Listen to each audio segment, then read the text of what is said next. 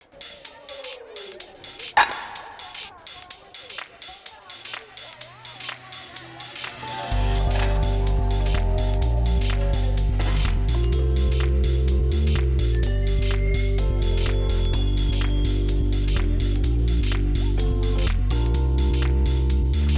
Ready. So let's talk. Hello, welcome to Let's Talk. I'm Salley Gibney.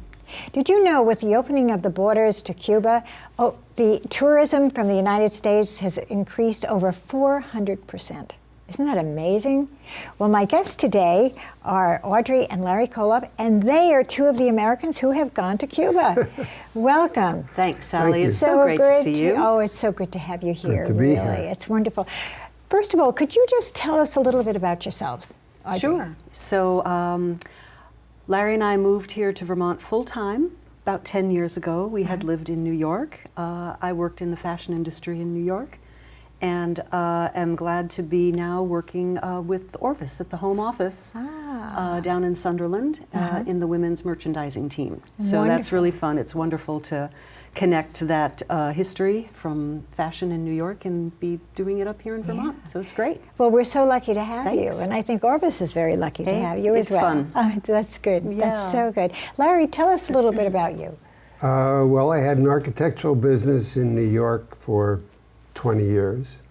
And when we decided to move to Vermont, we thought that we would combine architecture with landscape design and floral design. Well, you didn't tell us about that, Audrey. Another show. And so we started a small business doing that here in Vermont. And then, of course, the recession hit, and that slowed down a bit. But we're enjoying life, getting out, enjoying what Vermont has to offer, and we're having fun. And you also have a place in Maine, don't you? Larry's dream house on a lake. Yes. We've renovated so many, he being an architect, we renovated houses all our lives, and this was the one that he designed from the ground up. Oh. Sculpted the site, Really? sited the house, set it all up, and so it's a dream come true, and we love it. So you kind of go back and forth. We do. Yeah. We do. Yeah. On occasion. Well, there's always work to be done, so I'm always going back to do something. And it's nice because Audrey has family in Maine, so if we're not using it, they can use it. Oh, and, that's great. other brothers and sisters will go up and use it occasionally. It's a good place to gather. But this is your main place. This is home. We're loving living in Manchester. Yeah. We do. We just moved into the condo at Equinox on the Battenkill last spring, and more renovations. It's what It's he wonderful does. having an architect in the family, isn't it? It's handy. It really does. Now, how did you come about to take a trip to Cuba? So, being at Orvis, they had researched all of the aspects of putting a trip together to Cuba, because Orvis has a great travel team with lodges and expeditions all over the world. So this was new. They had done their homework, gone down there and put all the pieces and parts together, because it's complicated with the Cuban government and the visas and the trip itineraries. Everything has to be approved and documented. So they did all the work and announced it, and we were talking to friends who live in New York, and we were just chatting about it, and we all kind of looked at each other and said, Wow. we have to do this. Yeah, let's do it. So we did. It was good. It was great. So we were thinking that, this is really a moment, a window in time, because at that time, a year ago when we started talking about this, the windows to Americans traveling to Cuba had just opened, and things were gaining momentum, and we figured it's going to change. Yeah, of it's going to course. become more westernized. Once everyone starts coming, they're going to, as much as they go there to see what's there, they're going to be changing it. Right. Yeah. So we wanted to have the opportunity to see things before, and then possibly go back in years to come and compare notes. how But it yeah, we did. wanted to try to take advantage of that, and the trip just sounded fantastic. So we signed up in a hurry. Well, it was actually billed as a fishing trip. Oh. where we were going to be fly fishing for bonefish out in the flats. Well, of course, Orvis Salt is so flats. involved with the Well, fly that's fishing and the everything. primary So, of course, purpose of yeah. the So Sure. the bulk of the trip was 4 days in an area called Playa Larga that was simply for fishing. Oh, okay. So it was very, very interesting. A lot Now, of fun. tell me now, so how was it getting into Cuba, getting there? Was it easy or? It wasn't bad because flights had just opened up, direct flights from Miami, or there are also flights out of, I think, Atlanta or South Yeah. Carolina to Cuba, flying directly into Havana. So it was quite easy, and getting through customs was easy. So it all worked well. And then we were met at the airport with the travel agency that they had contracted with, and they were right there with great antique cars to take us. There were 6 of us, and they Those took us in a little cars. convoy right into downtown Havana to our beautiful hotel, and it was just like stepping into a movie set or I something. can imagine. It was great. And almost stepping back in time, too. Oh, for sure. Right. mean, well, the hotel, what was it, the Nacional? Hotel Nacional, right. Was actually designed by McKim, Mead and White, architects in New York City back in the, well, I think it was designed back in the 20s. Wow. So it's a very historic building, and the interior has some beautiful woodwork on the ceilings and coffered ceilings, and it's quite grand. It's and the Cuban government is gradually renovating portions of the rooms and things, but it's quite grand. So walk us through your trip. You arrive, you get to the hotel. Yeah, and we had an overnight and a second day in Havana, and so we were introduced to the concept of the paladar, which is fascinating because it's kind of the seeds of capitalism, where people who have homes or a business, they're able to rent out rooms to guests, and they also can open up a small or larger restaurant. Oh, really? Yes, so they're an independent operation, and they are licensed and somewhat regulated by the government. state, right. Yeah, and so they're operating all these wonderful little homegrown restaurants, and so they each have such unique personalities. They're often upstairs because perhaps people are living on the ground floors, or there's a business operating, and then upstairs where there was extra space, that's where they finished things off to open up these little wonderful restaurants. Oh, how neat. And so sometimes you're climbing up these narrow little stairs around the back, or walking through some other part of the building to get to it. It's unexpected, and you just always have to be ready for a surprise. That's the fun of it. It's not right there to see. You have to climb find your through a little way. bit Yeah. and get up there, and then it's just, wow, look at this. But the people are very entrepreneurial. That once they see that, let's say, a neighbor, fixed up a couple of rooms in their house, and they're renting out those rooms to foreign tourists, then they say, well, gee, if they can do it, we could do that. Yeah. And so as you drive around, there'll be like a blue anchor, like a boat anchor that's kind of painted on the side of the house, and that indicates that it's approved for And they do have foreign rooms that are tourists. available. Yes. Oh, wow. So that's their sign, the blue anchor. Oh, isn't all that throughout the interesting? island. So you find them all over it. Yeah. Yes, yeah. out in the But- countryside, in the cities, everywhere. Yeah. Now, are It's- they known to anyone so that if someone is coming, they can, or do you have to wait till you get to Cuba to find one of these places? Well, Oh, a the number of woman them from have South websites. Carolina, also that woman from South Carolina who was Yeah. a physical therapist or Yeah. something, I think.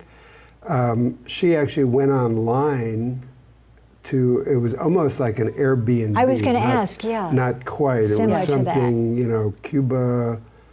There are a number Cuba of or something. different startups and sites that people Yeah. can go to, I would suppose. But what we enjoyed is that the paladars and places we went to had been pre-selected. They had tested So and they knew that experienced you knew what you were and getting knew into. where to go. Yeah, There was yeah. nothing left to chance. It was beautifully organized, and we felt that we were being treated to some of the best that the island had to offer. So it was really, really exciting. So those are our first 2 days in Havana. The second day, we went on a walking tour of the old city, which some has been restored. And you can see the beautiful architecture of the buildings, freshly painted, beautiful tropical colors. So they really are preparing for all the tourists who are coming. As they're able to, yeah. And then in contrast to that, sadly, you see so many of the other parts of the city that are deteriorating and not kept up just because of the economy or the circumstances that they're in. So it was an interesting comparison to see what was, what is now, and how it's and what can be. turning over into a new renovated state. Yeah. Well, one of the things that is part of going to Cuba is it needs to be some kind of a cultural or educational exchange. And so one of the things, we had a presentation by a local architect, urban planner, about the revolution, about Cuba and Havana. And what he was saying is that after the revolution, that there was a law passed that allowed the government to kind of take over all of the buildings, let's say in Havana. So the government now owned all these buildings, and they told people that if you live wherever you live now, you can stay there for as long as you want, as long as you're alive. Really? And now, are they paying rent? Well, or? the original idea was that the government now owned the buildings. People could stay where they are. They weren't going to be displaced. The government expected that they would be paying equivalent rent or even a reduced rent once the government kind of set up the whole process. But since the law was that they could never be kicked out, people just didn't pay rent. So what happened was that there was no money coming into the government to maintain the exteriors of the buildings. And the people living in them didn't own the exterior. So they didn't really care. So they didn't care about the exterior. They only cared about their little space inside.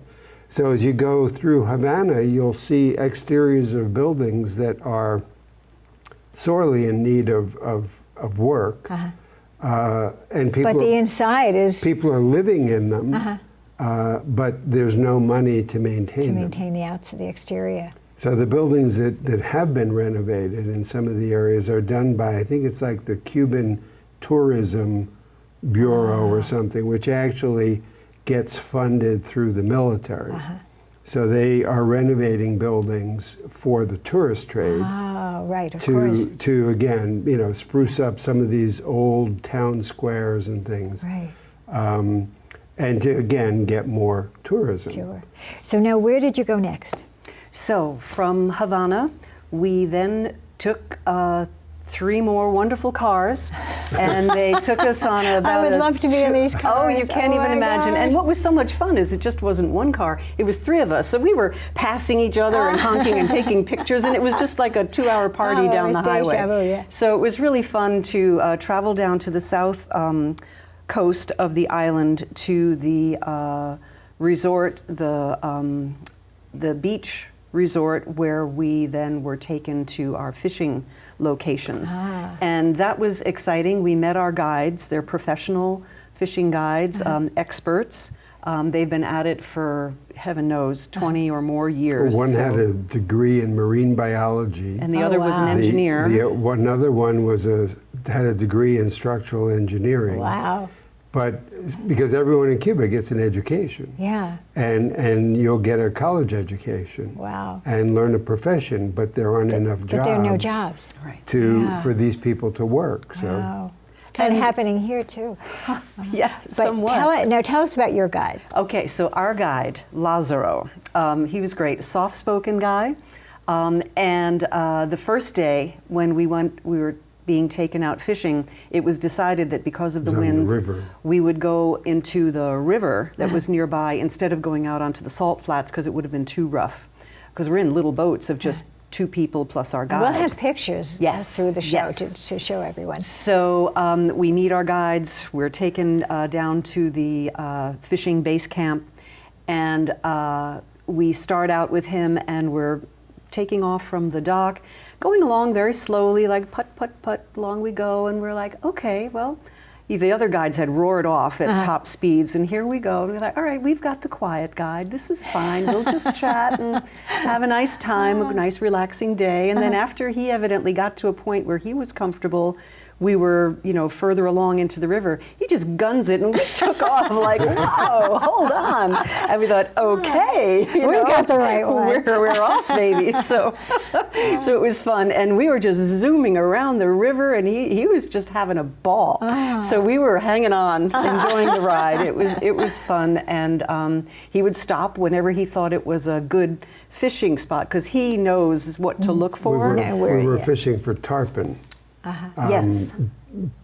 Juvenile tarpon. What is Maybe- this? Is this a? That's actually a snook. Oh, okay. But, We'll talk about him later. so we were fishing for what they call juvenile tarpon because tarpon can be 5 or 6 feet long. Oh, really? So these are young ones that kind of mature up in the estuaries that pour out into the ocean. And Is this a catch and release, or yes, is it? yes, Oh, it it's is. all Okay. catch and release. Oh, okay.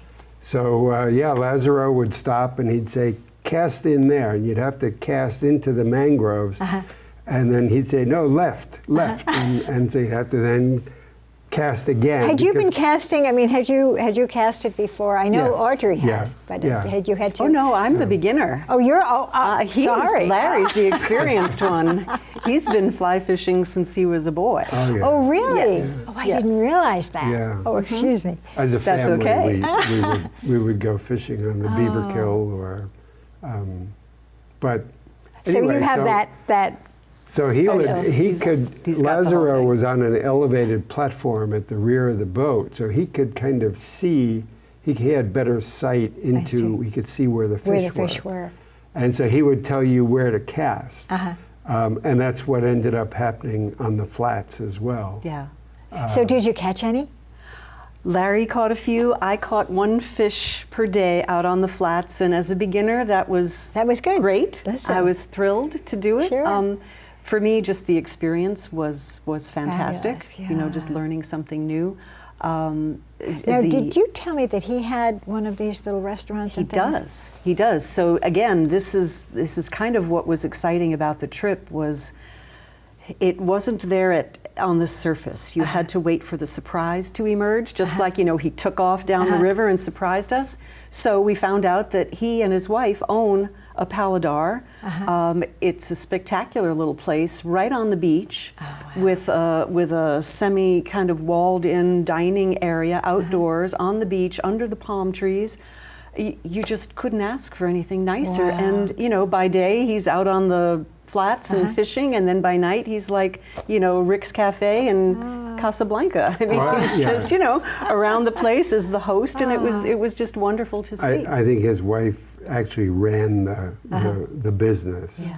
So did you eat there? Yes. Oh yeah, we were there for dinner and music and dancing, and it was just wonderful. With It was the different groups, it's pretty much all of a family style. And so they would put out, let's say, a chicken dish. They'd put out a pork dish. Sometimes it would be fish or even lobster. We had lobster. Which is I think, so twice. There was more food than we can ever and eat. really Oh, more I can than imagine. you could eat. Yeah. But what's interesting is that, again, because of the influx of tourism, there was concern about having enough food for the Cuban population, Right. because they don't grow all that much themselves, and it has to be imported. How did you find the people? They were just delightful. They were eager to share their stories. They were proud, very proud of their country, their history. They just wanted to share so much of what they were doing and how And who things they were are. growing and building. They were proud of their schools. It was remarkable in Havana, all the children were in school. You know, oftentimes when you'll go to other countries, you'll see that there are, you know, children many kind of children running who around aren't in school, unaccounted right. for, Yeah. perhaps. There wasn't a child on the streets. With, They were with, you know, in kind their of uniforms. And they were all in uniforms uniforms. and like skirts, or the boys yeah. had Yeah. long pants. We like were khaki lucky pants. enough one of the days to catch a parade. Their kind of revered elder statesman, Jose Marti, from before the revolution, they have a parade each year in honor of his birthday, I think. And so all the school children are out and they compete with poetry because he was a poet. And so they will each compose poems Oh, in isn't honor that- of their beloved Cuba, their Isn't homeland. that neat? And they try to win a competition. There's a great love of country there. There is. A There wonderful really love of is. country. And yeah. we always felt very safe. We, at night, if we were out in an area that, you know, wasn't that nice an area, you still always felt very safe. You weren't that's neat. concerned about That's having trouble. Anything. I want you to tell us about this beautiful fish and these wonderful things here. Another discovery. Yes. So, through the Orvis trip, they have known a number of artisans, craftsmen, and the person who does this work, his name is Don Yoyi, Don being Title. a title of Sir Yoyi. And he carves exquisite woodwork, and in his shop down there near the salt flats where we were staying, we were brought in, and he was giving us a tour of his studio and showing us all of the different artwork that he and his team have put together. And we saw this gorgeous fish, hand carved. You can see the scales on it and Yes. all of the details. It's and amazing. It is. You can actually feel them. You Yeah, can, yeah. Yeah, which is So we really- wanted to bring that and kind of share a close-up of the beautiful artwork that they've accomplished. I hope That's that okay. Mark can see that. Yeah. And tell So- me about these. These are fabulous. So one of the things that we had wanted to find when we were down there and touring around, when you're out in the street fairs, there are lots of people selling domino sets, and they're kind of small and unfinished and all. Well, that's it. They're not finished. Right. They tend to be just raw wood. Raw wood, yeah. So so when we went to Don Yoyi's studio, we were just chatting about things, and he offered, if there's anything that you want, or we thought, well, could we ask for a set of dominoes? And he said, of course. Well, he never made them before, though. Right. And one of the things that he had thought of, again, being a master artist, he said, well, what wood am I going to use to make sure that the back is all even so no one can cheat? You had to make sure that the wood was consistent, because then you'd always know, that's the 66, So he was wow. already thinking like a mile ahead Isn't of that what he was going to amazing? do. So it was really sweet. So then he asked us, all right, we'll make up a box of dominoes. What would you like on the cover? And we wouldn't even begin to tell him what to make. We just said, just be creative, do whatever you want. So he created the top, which is a bottle of rum and a cigar. It's a Cuban. And you did Yes. bring me back a couple of cigars. did. We did. I love and cigars. that's another story. For another For show. another day. So we were just delighted. And the friends that we traveled with also ordered a box of dominoes, and theirs was an outline of the island of Cuba with the flag behind it. So every little inlet and bay that you could imagine all around the Exactly. island was carved And into the it's wood. all inlaid. Yeah. It's So absolutely wood. fabulous. That was I mean, really this is special. So you would you had an incredible trip. It was a trip of a lifetime, and I think one of the things that I'll always carry with me is just the experience of being out on the salt flats. It's an expanse of I don't know how many hundreds of miles, Hundreds and of square miles. they limit the number of people out there to 4 boats per day, and these are not big So boats. they're really taking care of their environment. They are. Even They though are. some of the buildings are falling apart, they are Yeah. taking care There of is it. this They could commitment. teach us something. They could. But to Really? be out there and have no evidence of human existence, just the natural world, not an airplane, not a car, not another boat, nothing, no buildings, and just the sounds of nature and the birds and Amazing. the beautiful environment. It's something we've really not experienced because there's always noise. There's always noise. From something. And activity. And to have you know, days and days quiet. of that, it is just, I'll just Fabulous. never forget it. So I hope we'll get back. Oh, you've had a wonderful trip, haven't It's you? been really, it was really wonderful. Really And you know, wonderful. with Hurricane Irma. Irma and how it ravished so many of the islands, so much of what you saw may not be there anymore. People may Well, not be able to. Certainly changed, Yes, certainly it will been definitely be changed. impacted. We saw the pictures. I mean, there haven't been a lot of pictures, but what I could see online of the 20, 30-foot waves crashing over the seawalls into the city. Yeah. I mean, we were walking on those seawalls, Oh, yeah. and to imagine the fury of that storm pounding into the city on those buildings that were already on those weak. buildings that I saw Yeah. on the It's- news that they it's so had to sad. demolish some of them because they were frightened that they would fall on people. So they were. So it's very, very sad when you think of what Yeah. happened. But you two were able to see this. It was a special and do you know moment. what's so special is that you have pictures that we're all sharing now, that we will be sharing on the show, and you also have videos that you will be sharing, so that those of us who didn't have the privilege of seeing it Right.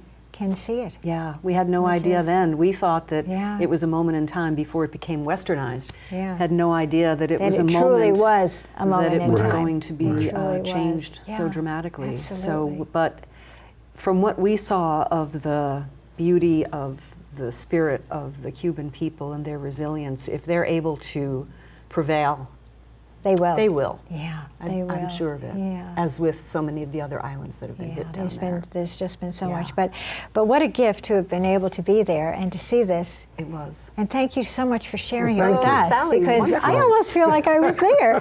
And the wonderful pictures that will be shown throughout the show, I think Cool. will give our viewers an that's idea of what it is that you did see. It was a spectacular And trip. I think we could do another show on this. You almost could. Thank you. I hope all of you out there have enjoyed this as much as I have. This is absolutely wonderful. These beautiful artisans' gifts that Audrey and Larry have brought back, plus giving us a moment in time of Cuba, something that we may never see again.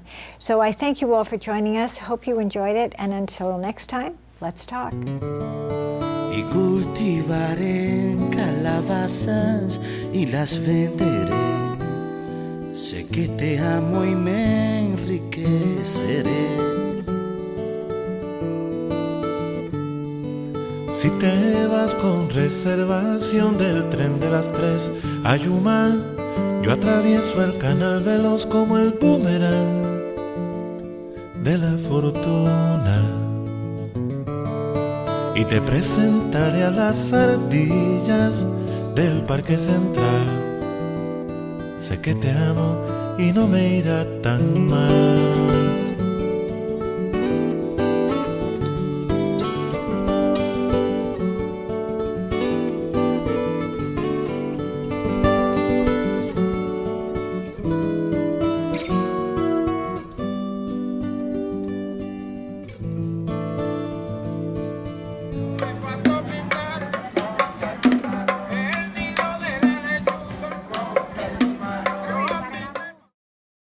Si te vas para el África a curar a los negritos, me convierto en el rey Zulú y te llevaré por los moñitos. A vivir en mi nómada tribu y basta por hoy. Sé que te amo y mira dónde estoy.